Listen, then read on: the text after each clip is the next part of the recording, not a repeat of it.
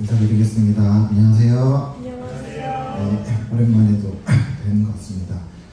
네, 앞에 형제 자매님 강연 잘 들었고 호수에 비친 달 되게 좋은 비유인 것 같아요. 와닿는 진짜 그렇다 그런 생각이 들어서 참 감사하게 잘 들었습니다.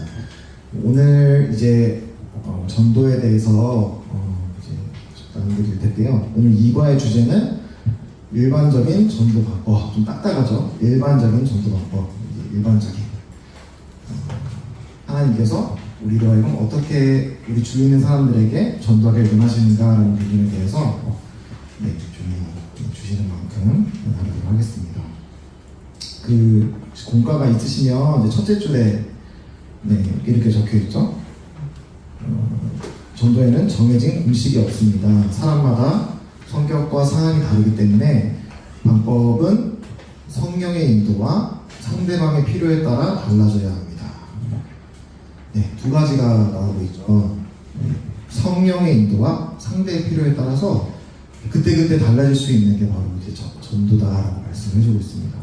정말 그러한 것 같아요. 이 두 가지를 통해서 나라는 어떤 사람이 있는데 나라는 사람이 성령님께서 인도해 주시고 또 내가 마주하는 그 사람이 어떤 상황인지 사실 잘 모르잖아요. 어쨌든 우리 최선을 다해서 그 사람은 어떤 게 필요할까? 그 사람은 어떤 고민이 있을까? 아까 그 간증을 나눌 때에도 어떤 그런 필요의 시기들이 있단 말이에요. 그렇죠?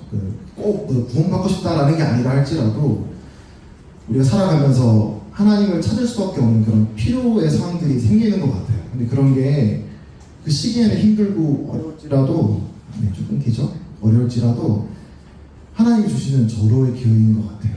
이제 내가 너 사랑한다, 내가 널 구원하기 원한다는 거를 알게 쉽지 않거든요. 풍족하고 내가 아무런 필요가 없으면 참 어려운데 하나님이 절실하게 필요한 마음이 들 만큼 마음이 낮아지고 어려운 상황을 겪게 될 때 하나님께서 더 특별한 또 더 큰 위로를 주시기 위해서 그런 상황들을 허락하신다라고 저는 믿습니다. 그래서 그런 상황 가운데 있는 그런 우리 주위인 사람들을 볼 때 우리가 눈여겨보면서 좀 하나님의 어떤 사랑의 전달자, 축복의 전달자가 되어서 그분이 하나님을 만나도 우리가 돕는 그런 일에 우리가 참 쓰임 받는 게 바로 이 전도의 골자다라는 생각을 갖게 됩니다.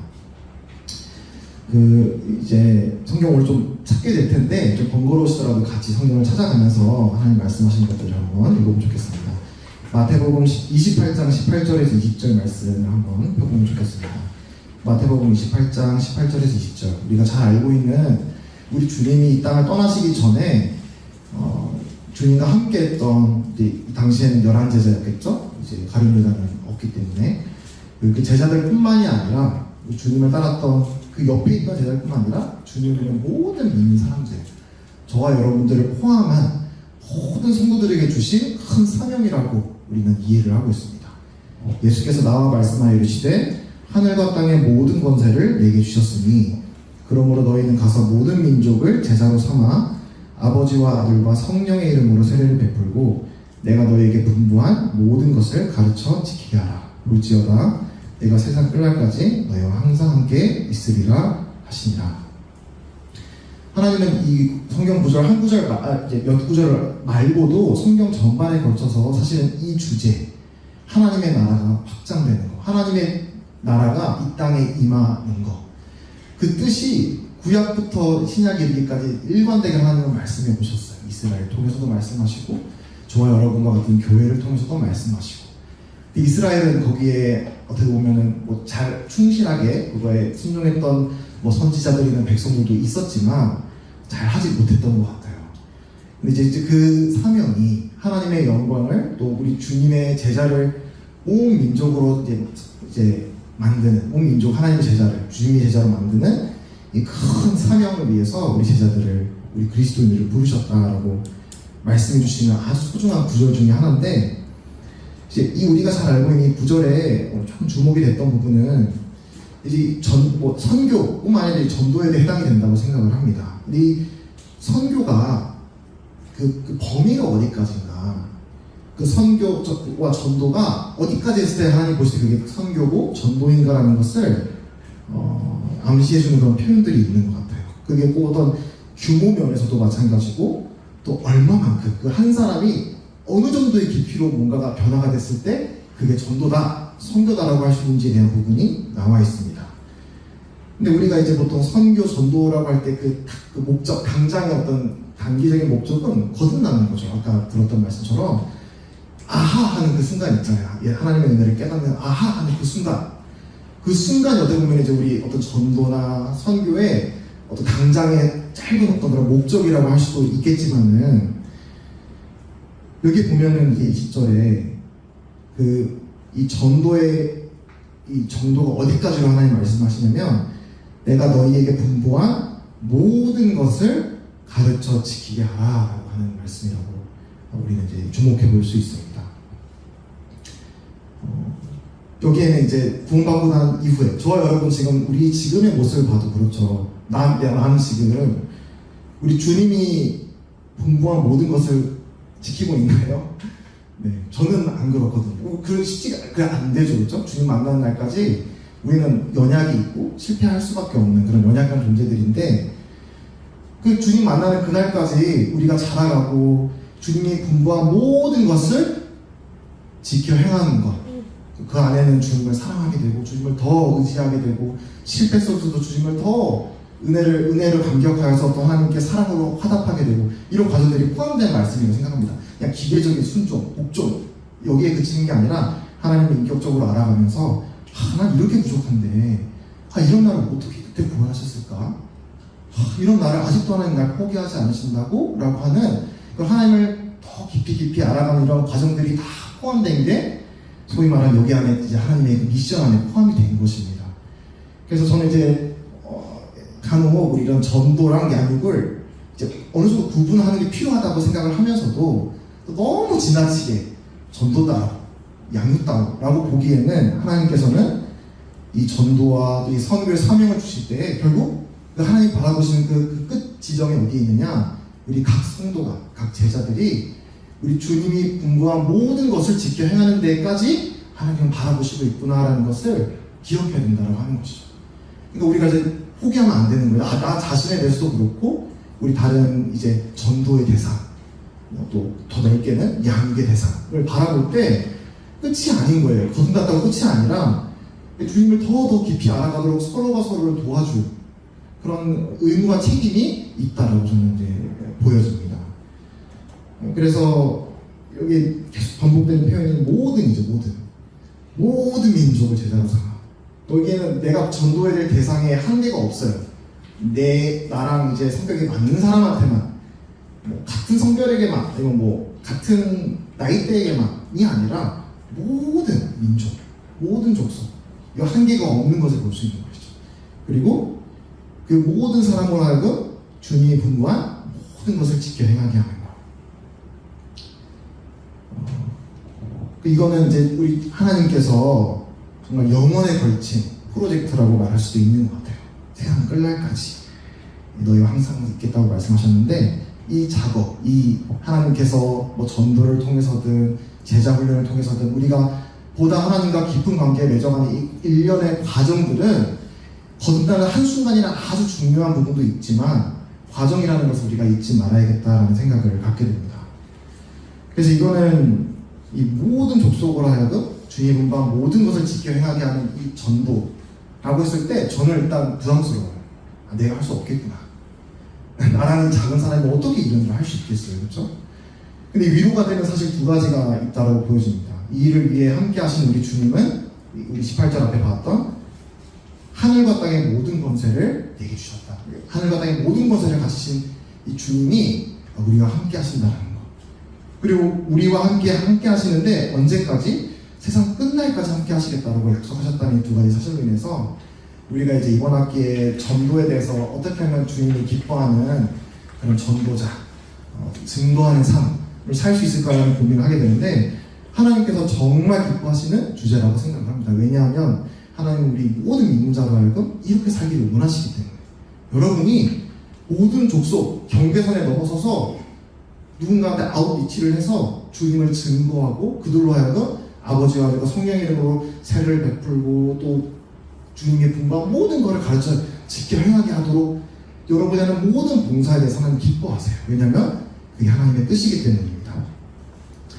그래서 이제 오늘 본문을 오늘 이제 본론에 들어가서 이제 세 가지 측면을 통해서 이제 특히 이제 삼위일체에 대해서 말씀을 하시잖아요. 우리 전도하라고 하는 이 일을 하기 위해서는 하나님이 배제된 상태로는 절대 이루어질 수 없는 일이라는 것을 볼 수 있어요. 성부와 성자, 성령, 이 하나님의 온전한 삼위일체 하나님께서 우리와 함께 하셔야만 우리가 올바른 방식, 오늘 이제 방법에 대해서 얘기를 주제를 갖고 있는데 올바른 방법으로 하나님이 기뻐하시는 방식으로 전도할 수 있지 않을까 생각을 하게 됩니다. 먼저 이제 아버지 하나님에 대해서 한번 생각을 해볼 수 있는 점은 먼저 아버지 하나님의 창조주 하나님에 대한와 나의 관계를 한번 생각해 볼 수 있을 것 같습니다. 제일 먼저 우리가 전도하기 위해서는 나라는 사람을 또 잘 이해해야 되는 것 같아요. 그 시편 139편 16절에 이런 구절이 있더라고요. 내 형질이 이루어지기 전에 주의 눈이 보셨으며 나를 위하여 정한 날이 하루도 되기 전에 주의 책에 다 되었나이다. 참 놀랍더라고요. 다시 한번 우리가 하나님이 나를 엄마 그 뱃속에 내가 생겨나기 전도 전에 하나님께서 나의 그 형질을, 나의 성격을, 나의 기질을 하나님께서 만드셨을 뿐이라 속속들이 다 알고 계신다라고 말씀을 하고 계세요. 여기 책에 기록이 되어 있대요. 이게 어떤 의미인지 정확히는 모르겠지만 내가 알기도 전에 내가 어떤 사람인지, 내가 어떤 유형의 사람인지는 하나님 다 알고 있다라고 하는 말씀이라는 거죠. 참 놀라운 것 같아요. 그게 의미와 목적이 있다라고 성령님이 말씀하시는 건데 그 창조주 하나님과 나의 관계 속에서 내가 어떤 사람인지, 나는 어떻게 다른 사람과 관계를 맺는지, 또 내가 살아가는 이 세상과 이 사회는 하나님이 만드신 피조 세계, 창조하신 세계인데 이 세계는 지금 어떤 모습인지 이런 것들을 우리가 잘 이해해야 된다고 생각을 합니다. 이제 우리가 많이 했던 얘기를 나누는 MBTI, 디스크, DISC, 성격 유형 검사들이 많이 있죠.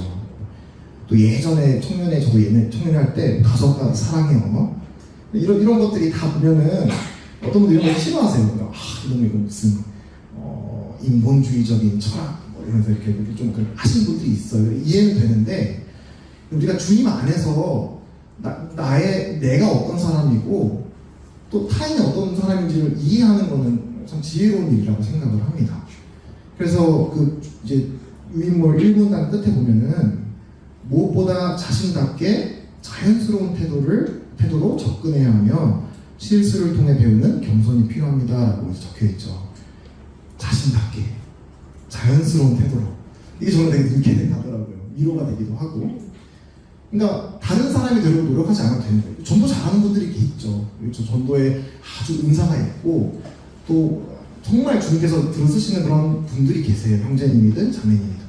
근데 내가 그런 사람이 되지 않아도 된다라고 하는 말씀인 것이죠. 그래서 저도 이제 제 주위에 그런 사람들이 계세요. 정말 막 그런 깃발 들고 날 따라라 하면서 정말 용감하게 용기 있게 정말, 그리고 또 복음의 열매, 구원의 열매도 참 많으신 그런 분들 보면 너무 부럽더라고요. 야, 저 사람은 어떻게 저렇게 낯선 사람한테 가서 또 그렇게 길에서 얘기도 하고 할까. 그런 거에 대해서 되게 좀 부러워하기도 하고 따라해보려고 하기도 하고, 또 막 사람들을 되게 이렇게 유머러스한 그런 분들이 계시잖아요. 그러면 막 사람들의 분위기를 편하게 해주고, 또 그분의 또 엄청 큰 장점인 거죠. 탤런트고. 이제 그걸 되게 부러워한 적이 있어요. 그래서 저도 막 따라해보려고 무리수를 던졌다. 네, 반응이 굉장히 이상해진 적도 있었고. 그런 이제 어떤 주님 안에서 우리가 또 나를 개발하고 좀 좋은 방향으로 가려는 노력은 중요한 거지만은 또 이제 또 자유로운 부분도 있다라고 하는 거죠. 하나님이 나를 이런 성격과 나의 이런 기질로 만드신 거는 하나님이 그렇게 하신 거예요. 그래서 내가 아닌 뭔가가 돼서 전도자가 되겠다 이게 아니라 나 안에 있는 모습 그대로 이제 하나님께 나를 들어쓰실 수 있는, 누군가에게 참 조금이나마 어떤 그런 하나님이 원하시는 그런 방향으로 영향을 끼칠 수 있는 그런 나로서 하나님께 드리고 싶다, 드려야겠다라는 마음이 중요하지 않나 라는 생각을 갖게 되었습니다. 그래서 이 창조주 하나님, 그 요한일서 2장에서도 이제 그 신앙의 성숙에 대한 부분을 말씀을 하세요. 그래서 어떤 사람들은 아비로 불리는 사람들도 있고, 뭐 어린아이로 불리는 사람들도 있고, 청년이라 불리는 그런 부류들도 있는데, 거기 이제 아비들에 대한 그 구절들을 보면 아주 흥미로운 표현이 나오는 게, 아비들아, 내가 너에게 쓴 것은 너희가 태초부터 계신 이를 알았으니요라는 말을 2번이나 반복을 합니다. 아비들에게는 창조주 하나님을, 태초부터 계신 그 창조주 하나님을 알고 기억하는 게 그 신앙 안에 성숙한 그런 아비들의 특성으로 말씀해주고 있다는 게 참 눈여겨 보여집니다. 그래서 이 창조주를 바로 아는 것은 그분이 만드신 이 피조 세계를 아는 것과 직결된 문제다. 그냥 하나님이 배제된 그런 세상 학문으로 나를 알고 세상을 아는 건 문제가 되겠지만, 하나님 안에서, 주님 안에서 이 창조주 하나님의 세상을 왜 만드셨나, 하나님은 나를 왜 만드셨고, 이런 환경을 왜 허락하셨고, 나는 또 왜 이런 기질과 이런 성격을 가지고 태어났고, 또 이런 잘 안 바뀌는 부분도 있고, 또 내가 겪는 세상에 망가진 모습들이 있잖아요. 왜냐면 우리가 죄라고 하는 영향 아래 살아가는 이 세상은 망가져 있기 때문에, 부서져 있기 때문에 우리는 많은 부조리와 고통 속에서 살아가잖아요. 그렇죠? 이런 게 왜 일어날까? 그리고 나는 왜 주님 안에서 나는 현재 가족과 친구들과 어떤 관계 속에서 살아가는가? 이제 구원받았다라고 해서 우리 인생 가운데 던져진 이런 질문들이 싹 한 번에 해답을 다 받지는 않는 것 같아요. 지금도 저는 그런 질문들을 던지거든요. 이런 상황을 왜 허락하셨지? 나는 왜 이게 잘 안 되지? 왜 나는 이런 성격인데 고치고 싶은데 잘 안 되지? 이런 생각을 하거든요. 근데 이런 거는 우리 삶 전체에 벌써 계속 배워가야 되는 그런 질문들인 것 같아요. 한 번에 구원 받다고 이제 우리 전도 프로그램 훈련하니까 이거 다 무슨 이렇게 뭐라 그러죠? 이렇게 답지 딱 해가지고 탁탁탁 사람들에게 답지를 주시는 그런 문제가 아닌 것 같아요. 우리도 알지 못하는 그런 문제 속에 살아가는 그런 존재들이다. 그러나 이제 주님 안에서 하는 이런 고민과 이런 내적인 씨름, 저도 이제 여기에 계신 분들 중에 이제 침례받기 전과 후를 경험한 그런 청년들이 계세요. 얼마나 소중한지 돌이켜 생각하면 정말 기적 같은 일이거든요. 절대 당연한 게 아니더라고요. 모임에서 자랐든 안 그렇든 구원받는다고 하는 거는 그냥 일어날 수 있는 일이 아니라 정말 기적 같은 일이라고 저는 믿습니다.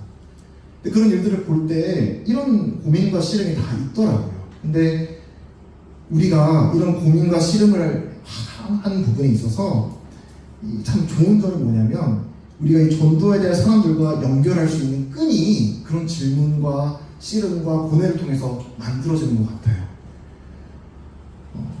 나는 구원받았으니까 다 알고 있어. 난 해답이 있어. 해답이 있죠. 해답이 있는데 그렇게 하면은 우리가 연결하기 쉽지 않잖아요. 그렇죠? 근데 우리가 정말 주님을 필요하는 사람들과 연결이 되고 뭔가 공통상을 가지려면 공통점이 있어야 되잖아요. 근데 그게 뭐냐면 이 죄 아래 살아가는 세상 속에서, 망가진 세상 속에서 아직 풀리지 않은 질문들을 우리도 갖고 있고, 믿지 않는 사람들도 갖고 있다라고 하는 거죠.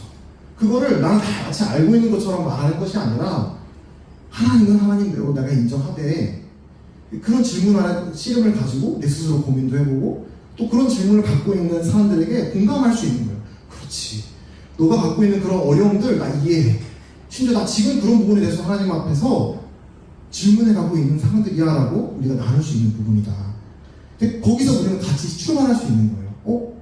이 친구가 내가 갖고 있는 이런 의문점들에 대해서 이해하고 공감할 수 있는 사람이네? 라고 대화가 될 수 있지 않을까라고 생각을 하게 됩니다. 근데 우리 모든 사람이 다 삶의 의미와 행복을 추구하기 때문에, 삶에서 의미를 찾고 싶어하는 건 모든 사람들의 특징이라고 생각을 합니다. 추구라고 생각을 합니다. 그래서 세상이, 우리가, 내 자신이 뭔가 잘못되었다, 완벽하지 않다, 뭔가 이루어야 되는 어떤 뭔가가 있는데 거기에 지금 미치지 못하는, 뭔가 잘못되어 있다라고 하는 인식은 정말 정직하게 우리 삶을 돌아보면 생길 수밖에 없는 것이죠. 그런 것들을 우리가 이제 주위에 있는 이제 구도자들에게, 또 주님을 잘 모르는 사람들에게 나올 수 있지 않을까. 그래서 이런 고민과 씨름을 하시라라고 말씀을 드리고 싶어요. 그게 이상한 게 아니라, 물론 이제 믿음이 필요한 게 있죠. 그런 막 고민과 시련 때문에 하나님의 믿음이 막 흔들리고 이제 그러면 조금 우리가 좀 주의를 해야 되겠지만, 그게 아니라 하나님은 믿음은 믿음대로 가지고 있지만, 하지만 풀리지 않는 문제에 대해서 씨름하고 탄식하는 것은 지극히 자연스럽고 일어날 수 있다라고 성경은 말씀하고 있어요. 그 로마서 8장에도 그렇게 말씀하고 있죠. 로마서 8장 22절에 21절부터 보면은 이 질병과 죽음과 범죄와 온갖 부조리, 예기치 않은 이런 세상의 고통들로 인해서 이게 다 뭐냐면 창조주 하나님으로부터 단절되어 이런 결과들이거든요. 그렇죠? 이걸로 인해서 탄식하는 사람들이 있어요. 세 가지에 대해서 얘기하는데 21절, 그 바라는 것은 피조물도 썩어짐의 종로를 탄 데서 해방되어 하나님의 자녀들의 영광에 자유에 이르는 것입니다. 피조물이 다 이제까지 함께 탄식하며 함께 고통을 겪고 있는 것을 우리가 아니라. 누가 탄식한다고요? 첫 번째, 피조물들이. 하나님이 지은 이 세상이 탄식하고 있다라고 얘기를 하세요. 정상적인 상황이 아니에요. 우리 그걸 물론 잠깐 우리 마음에 좀 좋은 그런 평화로운 좀 아름다운 일들이 생길 수 있지만, 본질적으로 죄 아래에 있는 이 세상은 이 고통받고 탄식하고 있다고 말씀을 하십니다. 23절, 그뿐 아니라 우리 곧 성령의 처음 익은 열매를 받은 우리까지도 속으로 탄식하여 양자될 것 곧 우리 몸의 속량을 기다립니다. 두 번째는 누가 탄식하시나요? 우리 성도들, 아직 이르지 않은 그 하나님의 몸의 구속, 그걸 간절히 사모하면서 바라면 바랄수록 지금 현재 이런 우리 삶 가운데 일어나는 온갖 부조리함들이 있잖아요. 그렇죠? 이거에 대해서 아무것도 안 느끼는 것은 병들어 있는 거예요. 탄식할 수밖에 없죠. 세 번째, 26절, 이와 같이 성령도 우리 연약함을 도우시나니 우리는 마땅히 기도할 바를 알지 못하나 오직 성령이 말할 수 없는 탄식으로 우리를 위하여 친히 간구하십니다. 우리 성도들의 연약, 또 이 죄 가운데 있는 병들어 있는 세상들을 바라보시면서 또 특별히 성도들을 위해서 탄식하시는 분이 계신데 바로 성령님. 하나님께서도 이 말할 수 없는 깊은 탄식으로 죄, 또 우리 인간의 연약의 문제를 바라보시고 있다. 하나님의 마음이라고 말씀을 하십니다. 그래서 이제 이 전도할 때 이런 우월의식은 정말 근무인 것 같아요. 나는 알고 있어. 넌 모르지? 나는 해답이 있어. 너는 안 돼. 맞죠? 주님을 믿은 사람과 믿지 않은 사람은 천지차별의 차이가 있다고 할지라도 하나님의 은혜로 된 것이고 우리가 그걸 가지고 교만한 마음을 품어서는 절대 안 하는 것 같아요. 그런 것들이 이 전도의 큰 방해물이 되는 것 같습니다. 탄식해야 돼요. 탄식. 내 깔고 너 모르지? 답답하고 비난하고 정죄하고 이게 우리의 몫이 아니라 우리는 그런 죄로 망가진 나 자신, 죄로 망가진 우리 사회, 세상을 바라보면서 탄식하는 것 같이. 탄식에만 머물면 안 되겠지만 이 탄식하는 마음, 그리고 창조주 하나님께 여쭤보는 마음, 하나님 왜 이렇게 됐나요? 죄 때문에 이렇게 우리 인간이 고통받게 된 것인가요? 라는 것을 우리가 마음속 깊이 하나님께 여쭤보고, 이런 문제를 가지고 사람들이 다가올 때 내가 뭐라고 답을 해줘야 될까요? 이 세상에 고통은 왜 있는지, 악이 왜 있는지를 뭐 질문하거든요. 하나님이 있다라고 하는데, 전지전능한 하나님, 사랑의 하나님이 있는데 왜 이 땅에 죄와 고통이 있느냐? 이거 정말 많은 사람들의 단골 질문이잖아요. 그렇죠? 우리가 이런 부분에 대해서 그 사람들이 마음을 시원하게 할 만한 딱 한 번에 어떤 그런 시원한 대답은 못 해준다 할지라도 적어도 하나님 앞에서 제가 어떤 믿음의 어떤 고백을 그들에게 해줄 수 있을까, 이런 것들을 진지하게 해보는 자세는 우리가 나중에 이제 정말 그런 상황이 왔을 때 참 도움이 되는 그런 자세라고 생각을 합니다.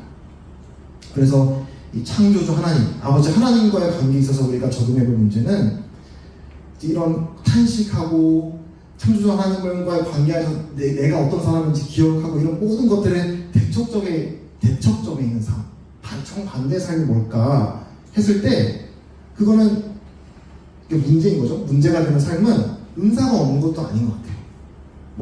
말재주가 없는 것, 사람과의 대인 어떤 관계, 이런 기술, 또 우리 한국인들 제일 좋아하는 것, 센스, 그런 거 아닌 것 같아요. 그런 거 괜찮아요. 그런 것들은 좀 부족해도 괜찮은 것 같아요. 근데 가장 이게 우리가 주의해야 될 거는 무관심인 것 같아요. 무관심, 냉소적이고 자기중심적이고 내 삶이 부지가 되면 이 하나님이 탄식할 만큼 망가져 있는 세상을 바라보면서도 마음에 아무런 걸림이 안 되는 삶, 그거를 하나님께서는 슬퍼하시지 않을까. 하나님 슬퍼하실 것 같아요. 그래서 최근에도 말씀을 보는데 예수님께서 이스라엘 예루살렘 들어오셔서 성전에 막 이렇게 막 장사하는 거 보면서 이제 막 엎으시면서 너희가 만민이 기도하는 하나님의 집을 이 도둑의 소굴로 만들었다고 책망하시거든요. 근데 이 말씀을 묵상해 보면은 그게 단순히 그냥 하나님 교회 안에서 아니면 하나님의 집 안에서 물건 사고 팔지 말라 그런 얘기를 하신 게 아닌 것 같아요. 그 백성의 마음, 특별히 그 지도자들의 그 사람들의 영적인 모범이 되는 그런 사람들이 마음이 어떤 사람이 되어 있으냐면 이기적인 사람. 만민으로 뻗쳐나가도록 하나님이 부르셨는데 지금 당장의 나의 어떤 금전적인 어떤 이해타산을 고려해서 상대방의 어떤 그런 뭔가 어떤 손해를 초래하더라도 내 삶만 잘 영위가 되면 괜찮아요. 그런 자세에 대해서 주님께서는 아주 슬퍼하셨다라고 생각을 합니다. 마찬가지로 우리도 돌아보면 좀 좋지 않을까. 저도 참 부끄러운 얘기지만은 막 이렇게 성격적으로 사람한테 막 관심을 막 가지는 그런 스타일은 아니에요. 그래서 저의 어떤 도전이 그거예요. 참 사람에게 관심을 가지고 저 사람 어떤 삶을 살고 있을까? 또 생각을 하더라도 이렇게 더 그 이상 나가지 못하는 그런 연약이 있는데 주님은 어쨌든 우리가 주님의 그런 탄식하는 마음과 긍휼하는 마음에 우리로 하여금 동참하게 원하신다라고 생각을 합니다. 이 두 번째로는 우리 성자 예수님 아들, 하나님의 아들 예수 그리스도에 대해서 한번 생각을 해보기 원하는데요. 이 주님에 대해서 생각해 볼 때 첫 번째로 생각해 볼 포인트는 우리가 사람들을 인도해야 될 대상이 누구인가라는 것을 기억해 보면 참 좋겠다 생각이 듭니다.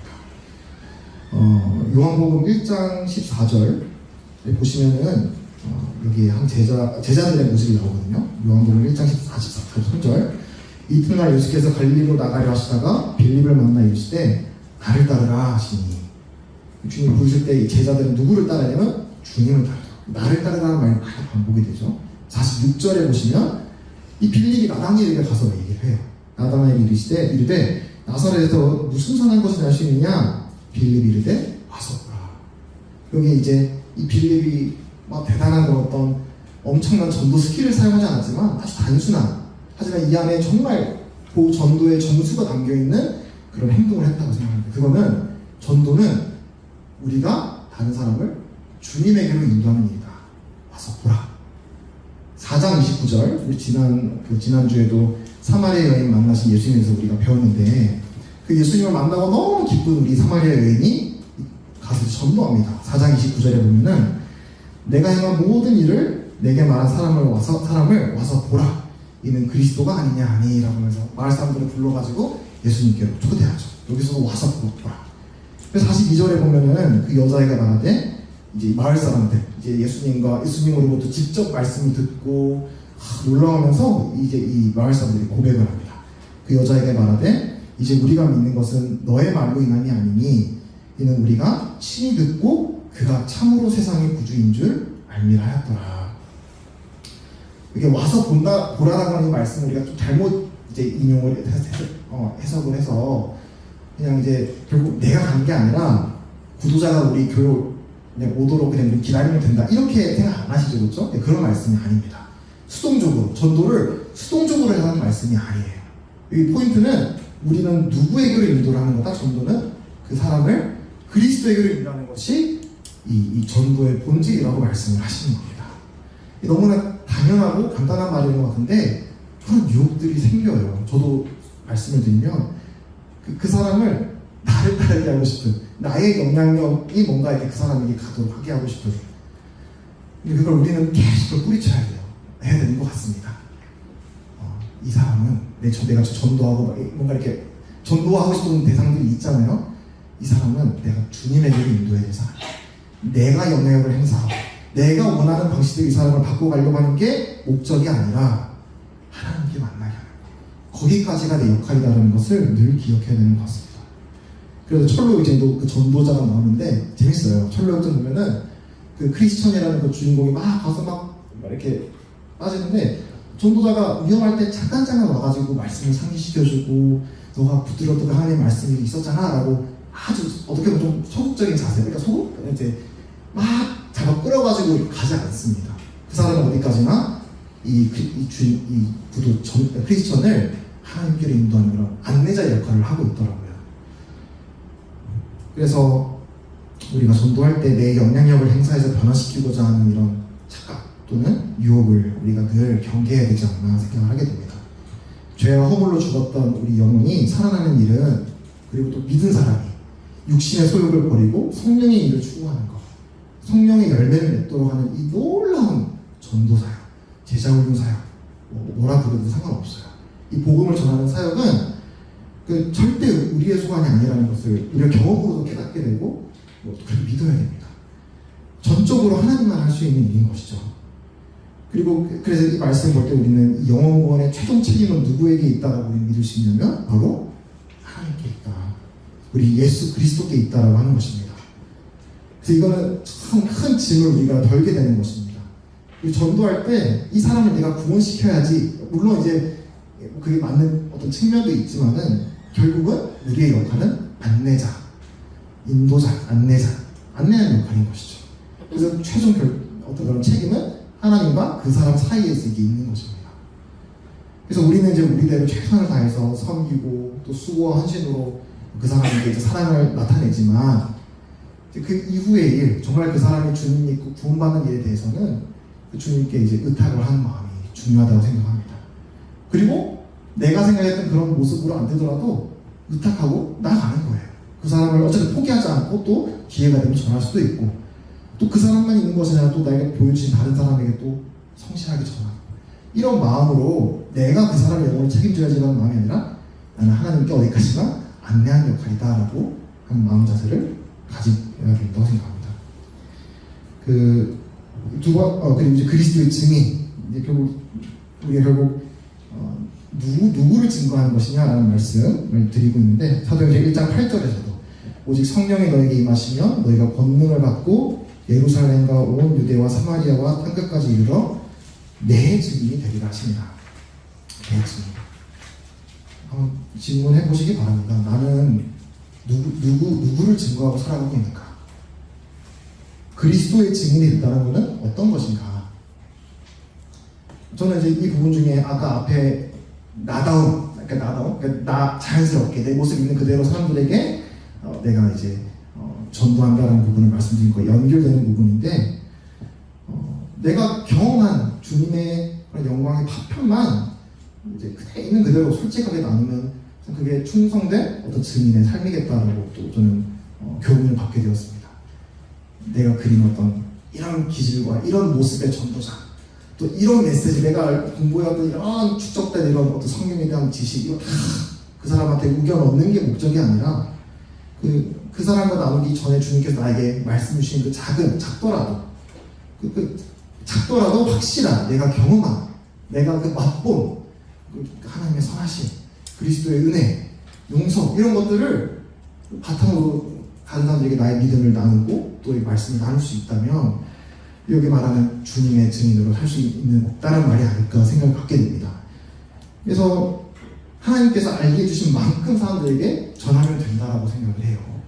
그 시편 51편에서도 우리 다윗이 참여하는 그런 시가 나오잖아요. 거기서도 보면은 놀라운 표현이 나오더라고요. 12절에 주의 구원의 즐거움을 내게 회복시켜 주시고 자원하는 심령을 주사 나를 붙드소서. 13절에 보시면 그리하면 내가 범죄자에게 주의 도를 가르치니 죄인들이 주께 돌아오리이다.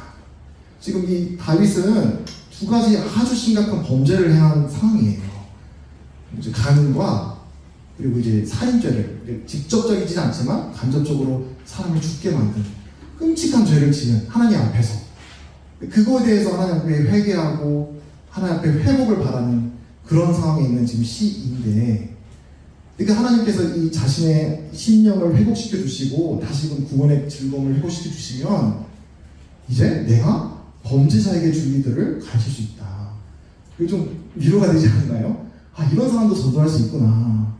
이렇게 하나님 앞에서 멀리 떨어졌던 사람이 하나님 앞에 자복하고 돌아와서 하나님 용서해 주세요라고 하나님의 그 용서를 경험한 뒤에는 무슨 우리 인간적인 마음 그런 마음이 들잖아요. 무슨 명치도 없지. 어떻게 그냥 조용히 살 것이지 전도를 할 수 있어? 라고 생각할 수 있는데 그렇지 않다고 하는 거죠. 하나님은 그 경험한 그 하나님의 용서를 바탕으로 나 같은 사람도 구원받았어요 라고 하면서 하나님의 은혜를 전할 수 있는 자격을 받게 된 것이다 라고 저는 생각을 합니다. 바울도 그렇죠. 죄인 중에 괴수와 같았다. 자기가 얼마나 흉폭하고 사나웠던 사람인지를 깊이 절감할수록 나는 이 하나님의 은혜의 복음을 전하지 않을 수밖에 없겠다. 그래서 이 전도의 어떤 요건이 하나님 앞에서 이런 고상하고 막 실수 안 하고 이런 삶이 아니라 하나님을 경험하면 되는 것 같아요. 하나님을 경험하면 하나님의 어떤 문제를 내가 정말 마음으로 아멘으로 내가 화답할 수 있을 만큼 확실한 하나님의 어떤 그런 어떠하심을 내가 경험한다면 그게 나의 무기가 되는 거예요. 그걸 가지고 그 총알을 가지고 이제 전장에 나가는 것이죠. 내가 경험한 그 하나님을 나누는 것입니다.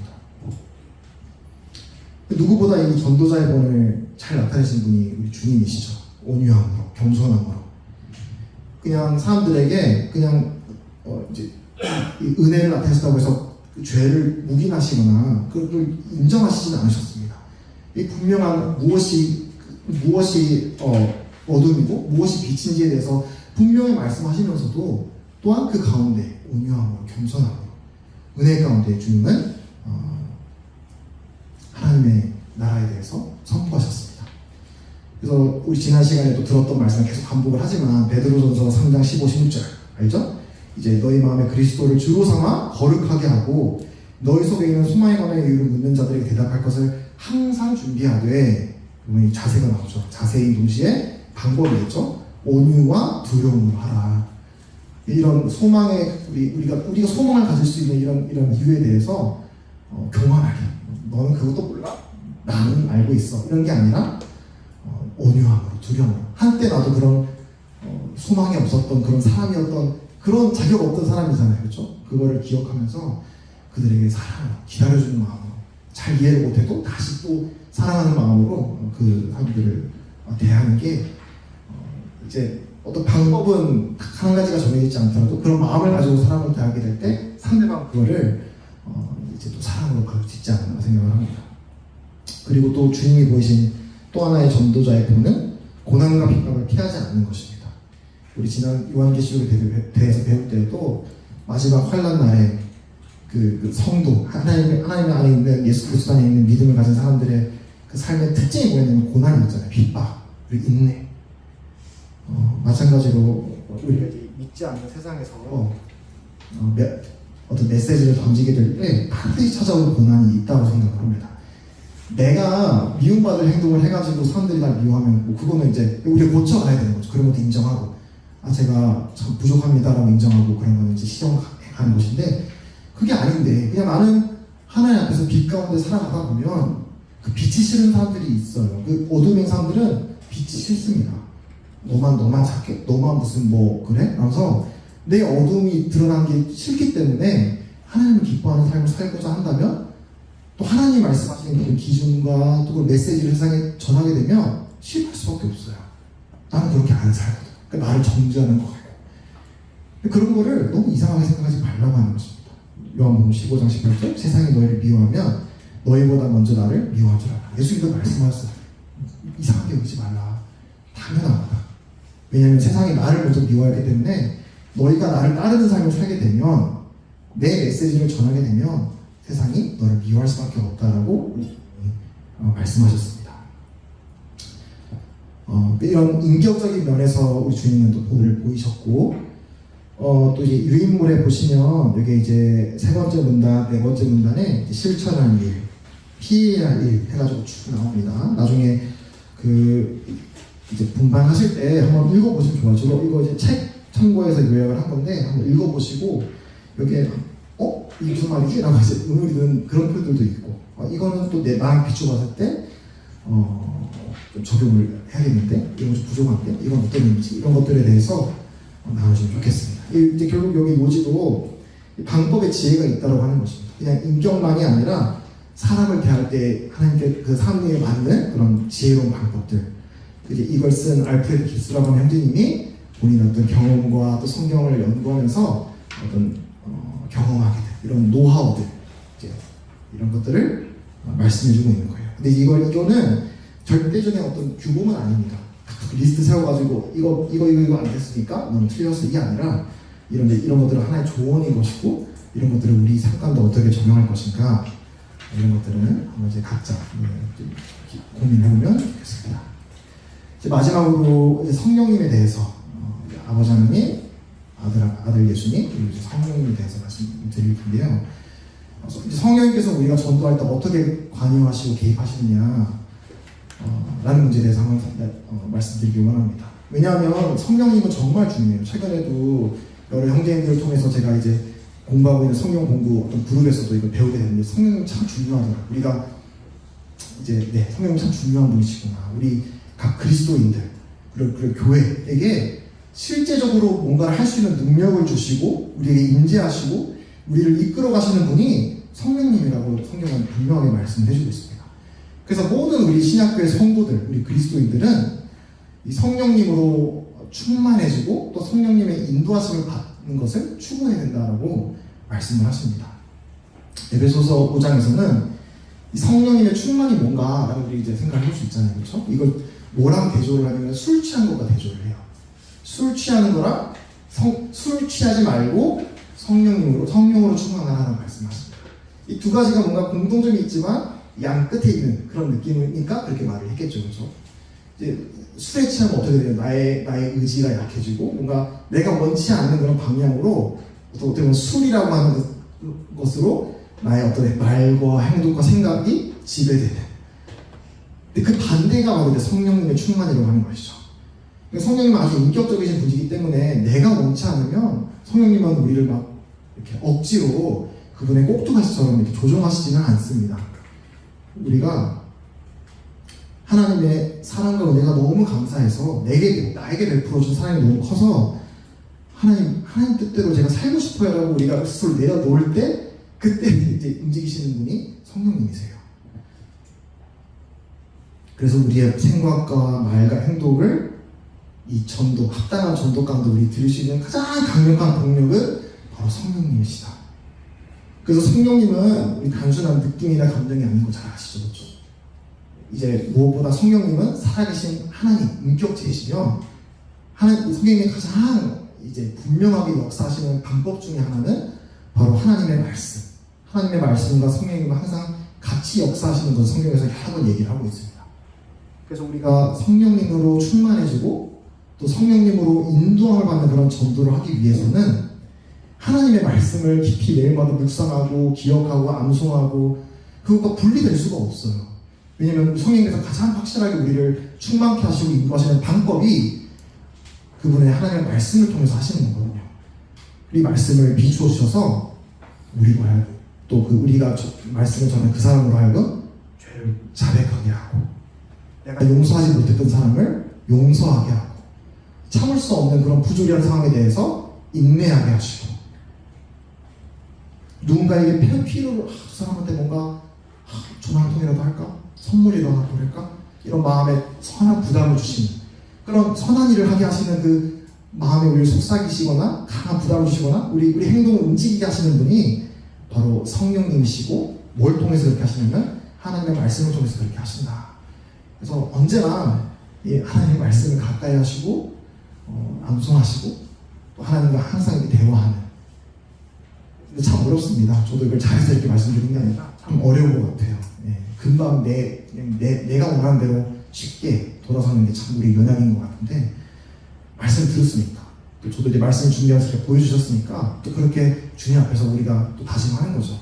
주님 또 한동안 잊고 살았네요. 주님한테 뭐 이렇게 선택 하나 할 때 기도 하나 안 했네요. 주님께 여쭤보지도 않았네요. 주님 이제부터는 기도할게요. 여쭤볼게요. 주님 내 곁에 계셨는데 제가 주님 없는 것처럼 제가 대우했네요. 라고 하나님께 고백하고 자백하고 하나님과 걸리게 되는 죄에 대해서 하나님께 아뢰고 용서를 구하고 다시 빛 가운데 하나님 앞에 나오는 계속 그런 과정들이 반복이 필요한 것 같습니다. 성령님의 충만과 인도를 받기 위해서는요.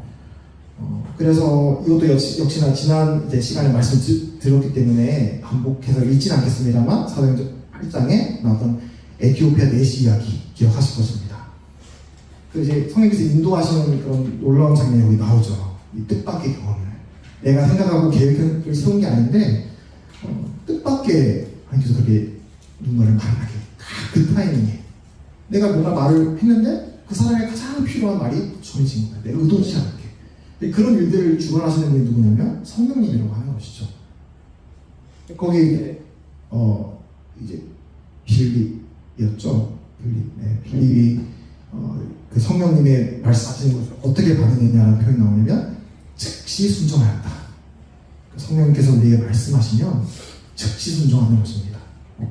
저도 이제 최근에 이제 경험했던 짧은 강증이 생각이 나더라고요. 성령님이 어떻게 우리의 부족을 채우시나라는 걸 이제 경험을 하게 되는데 외국인 이제 나오시는 분들 중에 이제 그냥 생활이 어려운 분들이 계세요. 이제 타지 생활하는 어려운 분들이 많이 있지 않겠어요? 그래서 그 중에 이제 뭐 일하는 직장 이런 데서 이제 뭐 월급 문제나 이런 것 때문에 계속 이제 갑질을 하는 거예요. 한국인 사장님이. 그것 때문에 막 어려움을 호소하는 그런 분이 있었습니다. 근데 이제 저도 막 도와주고 싶은데 내 능력에 밖에 벗어나 있고 나 그런 부분에서 잘 뭐 법적으로 잘 아는 것도 아니고 또 돈을 주어주기도 좀 애매하고 이런 사람들이 있어서 이제 막 고민을 하는데 또 그분이 안 나오던 어떤 한 모임을 마침 나왔는데 그 모임에 어떤 한국 성도님이 또 마침 나온 거예요. 그 한국 성도님은 거의 한 몇 년 만에 나오신 분이세요. 딱 둘이 그날 만났는데 이 외국인 분이 겪고 있는 문제를 해결할 수 있는 전문 지식이 있는 분이 딱 그때 마침 온 거예요. 알지도 못하고. 근데 이 오신 한국인 분도 어떻게 보면 이제 막 어떤 뭐 성령 충만 막 상태가 좋고 막 그런 상황도 아니었거든요. 나름의 어떤 신앙의 어떤 그런 어려움도 있고 또 좀 움츠러들고 이런 어떤 상황이 있었던 분이었는데 하나님께서는 그런 분을 사용하셔가지고 이제 이런 또 그런 구도자의 필요가 있는 분의 어떤 필요를 채우게 하시는 것들을 경험하면서 야 이게 교회가 이런 거구나. 어떤 누군가가 담당자가 있어서 그 사람이 누군가의 필요를 채워주는 게 아니에요. 그럴 수도 있지만 이 성령님께서 결국은 우리가 뜻하지 않게 사람을 만나게 하시고 뭔가 필요를 채우게 하시고 말씀을 전하게 하시고 하셔서 이렇게 역사하시는 게 바로 성령님이시구나를 경험하게 되었습니다. 그래서 더더욱 내 계획대로 가지 않아도 주님을 의지해야겠다. 성령님이 어떻게 역사할지 모르겠다. 성령님이 책임지신다라는 것을 더욱더 확신할 수 있게 되었습니다. 그리고 이제 성령님에 관한 이제 교훈으로 마지막 이제 부분인데요. 하나는 이제 우리가 이번에 큰 주제가 뭐냐면 개인 전도입니다. 개인 전도. 이번에 본 책도 개인 전도라는 주제인데 우리가 이제 기억해야 될 거는 개인 전도가 아주 중요합니다. 중요한데 개인 전도라고 해서 그게 곧 단독 전도는 아니다라는 것을 우리가 기억을 해야 됩니다. 우리는 교회라고 하는 공동체 안에 부름을 받았어요. 그래서 우리가 개인적으로 잘 어떤 사람을 대하고 말씀을 전하는 그런 준비를 스스로 하는 게 참 좋은 거고 바르는 거라고 생각을 합니다. 근데 또 우리가 어떤 영어를 구령하고 사람들을 그리스도께 인도하는 데 있어서 그 일을 다 나 혼자 하는 것이 한다는 생각을 갖는 것보다는 더 지혜롭고 또 하나님의 뜻에 맞는 것은 우리가 동역자의 마음으로 내게 부족한 게 있어. 난 이런 어떤 성격과 기질이 부족해. 예를 들면 그걸 아까 제가 말한 것처럼 그렇게 억지로 되려고 하는 게 아니라 그런 분의 도움을 받는 거예요. 아주 그런 분이 그걸 필요를 채워주시고 또 나는 내가 갖고 있는 어떤 은사와 재능을 발휘해서 필요를 채우고 그래서 고린도서 3장에서도 바울은 신고 아볼로는 물 주되 자라게 하시는 분은 오직 하나님이시다라고 말씀하십니다. 다 그 역할이 있는 것입니다. 그래서 내가 저도 그런 고민이 있었거든요. 나는 저 전도는 두려워. 전도는 내 영역이 아닌 것 같아. 라는 생각을 가진 이유가 내가 열매를 못 보니까 내가 뭔가 친구한테 뭐 전해도 그 친구가 뭐 회심하는 경험도 없는 것 같고 그랬거든요. 그래서 나는 전도는 참 나랑은 먼 것이구나 라고 생각을 가졌던 적이 있었는데 저의 착각이었던 것이죠. 전도라는 게 내가 단독으로 해야 되는 거라고 생각을 했던 것입니다. 근데 그게 아니라 나는 내가 할 수 있는 역할 최선을 다해서 그분을 그리스도께 하는 그게 뭐 꼭 말씀을 전하는 일이 되면 또 좋겠고 그게 할 수 있으면 좋고요. 그게 아니더라도 미소를 가지고 인사하고 또 그 사람 기억에 남는 전화 한 통, 문자 한 통, 작은 어떤 선물을 준다든지 뭐 이런 방법은 여러 가지가 있을 거예요. 뭔가 마음에 부담을 주시는 방법. 저도 그렇게 해본 적이 있어요. 뭔가 성령님이 누군가를 떠오르게 해주시면 해요. 근데 아마 그 사람은 되게 뜬금없다고 생각할 수도 있어요. 갑자기 왜 이렇게 했지라고 할 수도 있는데, 근데 그런 게 이제 우리가 성령님의 귀를 기울이는 작은 훈련들이라고 생각을 해요. 뭔가를 생각하게 하시고, 기도해야 되나? 그러면서. 그리고 뭔가 책을 읽다가 너무 좋은 구절이 있어. 누군가 떠올라. 나눠주고 싶잖아요. 그러면 이제 그러면 조심스럽게 하면 나눌 수 있는 상황이 되면은 나눠주고. 이런 것들이 우리가 성령님의 음성에 귀 기울이면서 빌립처럼 에디오페 내시를 이제 이렇게 만나게 됐던 그 전도자처럼 우리도 성령님의 음성이 우리 마음과 때 들려주시는 것 같으면 그거를 즉시 순종하는 그 결과가 어떻게 되는 거는 주님께 맡겨드리고 나는 주님의 음성에 정직하게 단순하게 이제 순종하는 그런 훈련을 우리가 이제 이번 학기도 계속 해나가면 좋겠다는 생각을 가지게 됩니다. 그래서 시간 좀 걸리는데 마무리하겠습니다. 그래서 피치 못할 환경에서 단독으로 전도하는 경우가 있습니다. 그렇게 할 수밖에 없는 경우가 있다고 생각을 합니다. 하지만 가장 이상적인 방식은 우리가 그리스도의 몸의 지체이기 때문에 그 주님의 몸이 유기적으로 연결이 되어서 우리 전도일에 합심하여 함께 동역하는 것. 그래서 바울이 얘기하죠. 우리는 하나님의 동역자들이요. 같은 우리 고백을 할 수 있는 거예요. 저와 여러분들은 하나님의 동역자들입니다. 이 전도에 있어서 개인적으로 전도하지만 단독으로만 하지는 않는다. 우린 다 하나님의 전도회를 위해 부름받은 동역자들이다라는 것을 기억해 주시면 좋겠습니다. 그래서 오늘 이제 아버지 하나님, 아들 그리고 성령님의 이름으로 세례를 베풀며라는 그 하나님의 대사명을 시작을 하여서 우리가 하나님의 온 민족으로 하여금 우리 사람들로 하여금 하나님을 제자 삼고 그 주님이 분부한 모든 가르침들을 분부하신 것들을 가르쳐 지켜야 하는 이 일에 있어서 결국 제가 말씀드리고 싶은 거는 이제 누가 관여를 하셔야 되냐면 이 삼위일체 하나님 우리 삶 가운데 관여하셔야 된다. 그냥 이론이 아니라 그냥 침례 받을 때 성부 성자 성령 이름으로 침례드립니다. 그런 어떤 그냥 공식의 의미가 아니라 정말 우리의 삶, 이 전도뿐만 아니라 사실 그리스도인 전체거든요. 이게 이 삼위일체 하나님과 다 연결되어 있고 우리 신앙의 근본을 이루는 게 바로 이 삼위일체 하나님이다 라는 것을 교훈을 주셔서 말씀을 나누었습니다. 그래서 아버지 하나님에 대해서는 우리가 창조주를 기억하고 나를 이해하고 또 우리가 무관심하고 냉소적인 그런 자조럼한 세상을 바라보는 게 아니라 하나님의 그 탄식의 마음으로 세상을 바라보자. 우리 주 예수 그리스도에 관해서는 주님이 보이신 그 증인의 본을 따라서 또 이제 겸손하게 온유하게 은혜로서 또한 진리는 타협하지 않고 인격은 성숙해 가되 그 방법 면에서는 지혜롭게 그리고 성령님에 관해서는 우리가 매일 삶 가운데 성령님의 예기치 못한 우리에게 들려주신 그 음성에 우리가 즉각 반응하고 그걸 캐치해낼 수 있는 그 귀를 기르자 경건의 훈련을 하자라는 것. 그리고 우리는 개인 전도는 하지만 단독 전도는 하지 않는다. 우리는 교회로서 부르심을 받았고 함께 하나님의 일을 위해 동역하는 동역자들이다라는 것을 우리가 기억하면서 구체적인 질문들이나 또 이런 실천사항, 경계에 대해서 이런 것들을 또 분반 시간에 나눠주시면 좋겠습니다. 기도하고 마치겠습니다. 아버지 하나님 감사합니다. 오늘 하나님 은혜로 또 청년 형제자님들 이 자리에 모아주셔서 하나님 말씀 듣고 또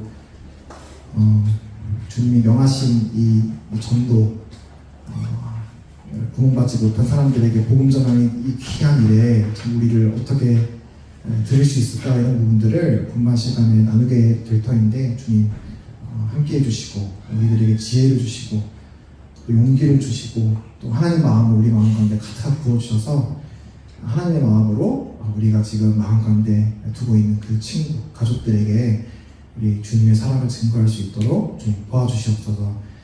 이 시간 주님께 감사드립니다. 이 모든 것 주 예수님으로 기도했습니다.